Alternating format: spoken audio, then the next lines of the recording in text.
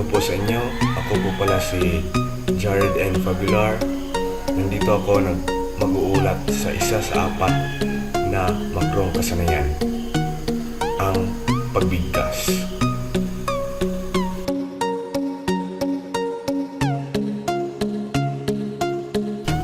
Ang pagbigkas o pasasalita ay ginagamit natin sa araw-araw nating gawain, katulad ng sa eskwelahan. Nagsasalita tayo sa kapwa natin, estudyante, sa ating mga guro, at sa ating mga kaibigan. Dito, inilalahad natin ang ating nadarama na iisip.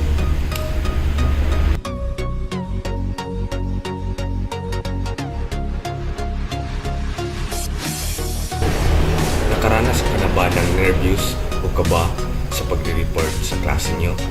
Of course, natural lang yan. Dahil lahat naman tayo, mga tao, ay nakaka-experience ng nervyos o kaba. Katulad ko, ngayon, kinakabahan ako sa paghahatid ko ng informasyon para sa inyo.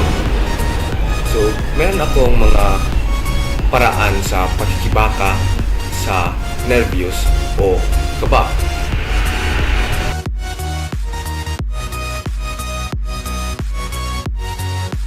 Ang pinakauna ay ihantad natin ang ating sarili sa gawaing pasalita. Naranasan naman natin sa elementary, high school at patungo sa kolehiyo ang pagre-report sa harap ng klase. Na-experience natin ang pagsasalita sa harap ng maraming tao. Ibase natin ang ating experience mula sa pagre-report natin. Katulad ko, binabase ko ito aking report sa nadaranas ko ng report noon pang sa una. Pangalawa, maghanda. Dapat nating paghandaan ang ating i-report kung tama ba ito o mali.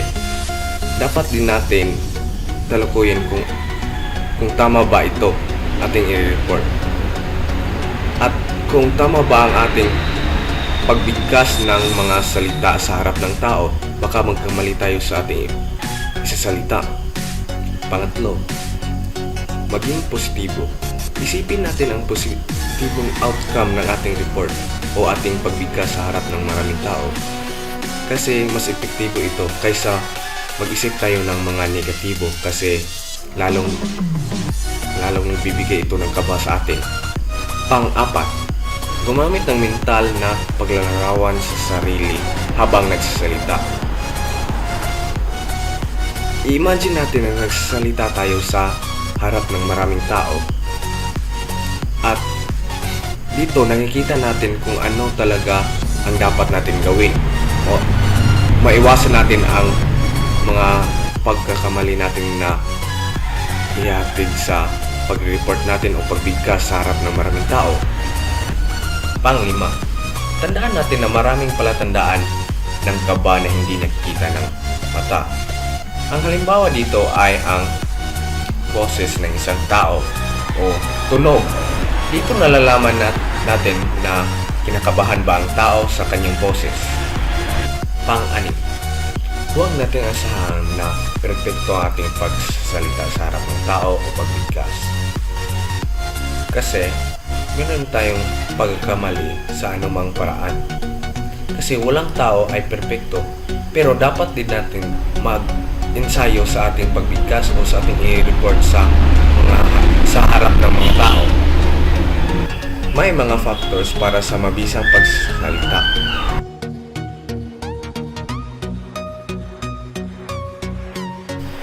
Pinakauna, ang pagbiyak sa layunin. Dapat natin i-consider ang tatlong layunin: ang pagbigay ng impormasyon, paghihikayat, at pagbibigay aliw. Pangalawa, kaalaman sa paksa.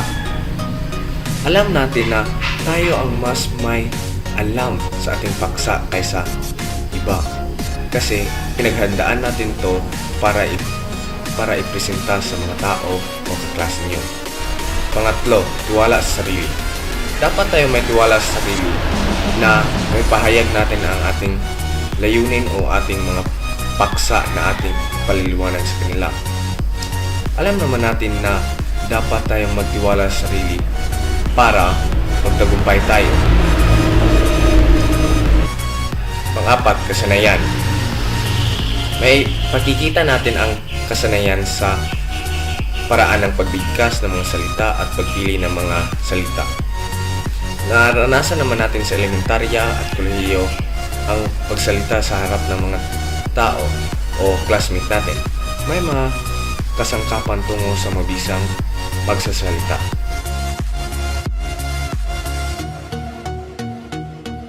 Pinakauna, wasto at malinaw na pagbigkas ng salita. Dapat nating alam kung mabilis ba tayo o mahina sa ating pagbigkas. Dapat hindi masyadong mabilis at mahina ang ating pagbigkas ng mga salita. Dapat moderate lang tayo sa ating pagsasalita. Dapat alam din natin kung ano ang tamang pagbigkas ng mga salita. Pangalawa, tinig.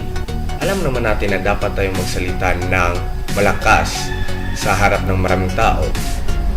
Kasi kapag mahina ang ating boses o tinig, hindi tayo maririnig at hindi nila nauunawaan sa ating sinasabi, sa ating paksa. Dapat nating ipahayag ang ating sariling saloobin sa maayos na tinig. Pangatlo, tindig. Alam mo naman natin na dapat tayong tumayo ng matuwid doon sa harap ng maraming tao, pero huwag namang sobrang tuwid na tuwid, kagaya ng tindig ng militar. At iwasan din natin yumuko dahil ito ang bibigay ng atensyon sa ating mga nanonood o nakikinig.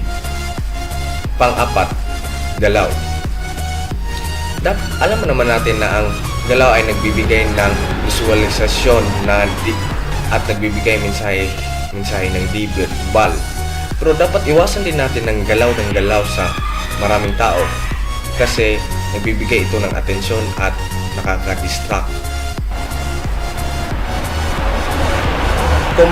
Kompas ng kamay o mga galaw ng kamay ay importante din kasi nagbibigay ito ng mga visualisasyon ng speaker o ng nagre-report at mas pinakakalma tayo dito sa ating ginagawa at mas na-express ng speaker kapag ginagalaw niya ang kanyang kamay, gumagawa ng kompas. Ilang tips sa daragdag na tiwala sa sarili.